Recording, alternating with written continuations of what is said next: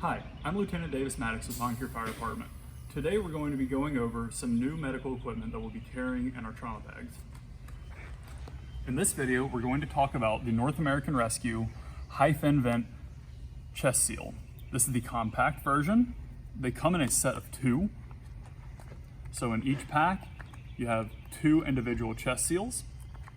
This is how they will be stored in our medical bag.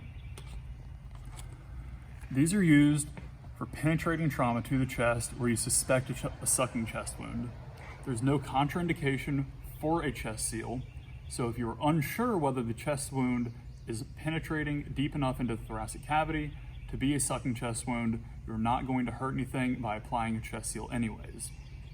Inside each of these pouches is the chest seal and a piece of gauze for wiping the area clean of dirt, debris, and blood.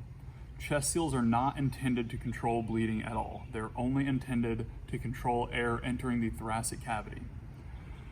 It's important to remember that a penetrating trauma to the chest does not just have to be a gunshot wound, it could also be a stab wound, penetrating trauma for a wreck, etc.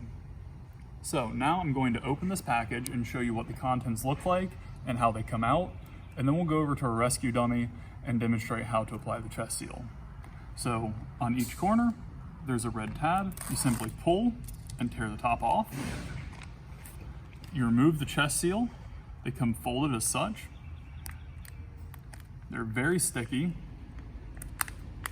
You're going to open the chest seal, and you can see here, we have our piece of gauze used for wiping away blood, dirt, and debris. You can see here, these 3 veins in the center of the chest seal are where we're going to let air escape but not back in. You do not have to burp these chest seals. We want to place the very center of the chest seal over the wound. In order to do that, you're going to peel the backing off and then place the sticky side to the wound, pressing down firmly on all sides to ensure a good seal. There are also instructions on the back of the package that walk you through step by step on how to apply the chest seal. Once you've located your patient, you've ensured that the scene is safe and you have on all of your proper personal protective equipment, you're going to locate your wound. For a patient here, we're simulating that we have a wound to the upper chest. It's always important to check for an exit wound as well. In this case, we have an exit wound on his side. If you do not see an exit wound on the sides or front of the body, make sure that you check his back as well.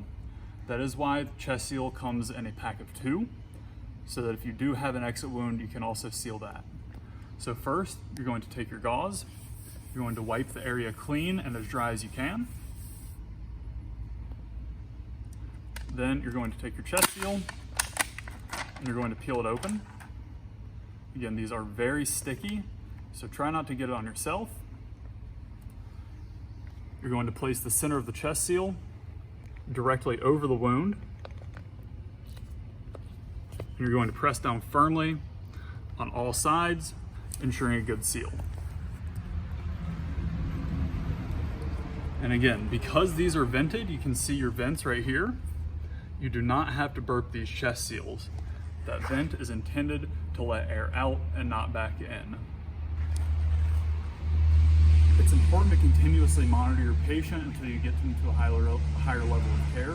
Continuously monitor lung sounds and make sure that you're looking for any additional bleeding. Thank you for watching.